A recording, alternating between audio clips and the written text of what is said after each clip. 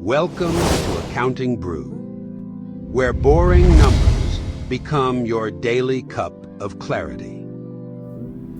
Today's topic: what are asset accounts? Let's get started.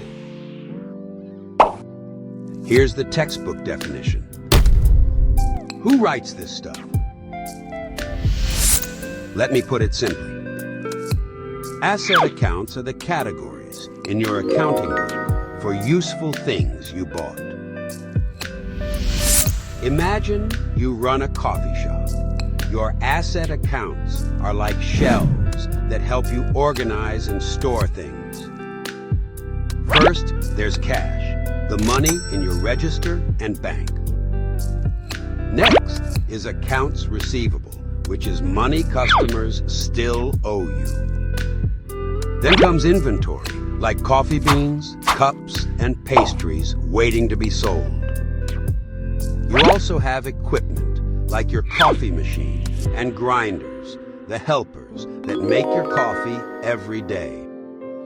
Sometimes you pay rent or insurance in advance. That's called prepaid expenses, and it's also an asset.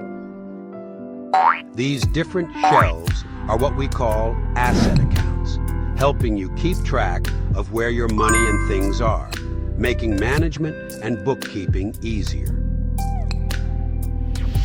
A lot of people think asset accounts and individual accounts are the same. But asset accounts are big categories, like equipment.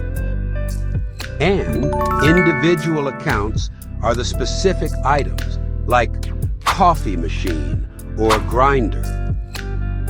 Mixing them up, pretty soon, you won't know where your money is going. Asset accounts are like folders on your computer, sorting files so you can find them faster.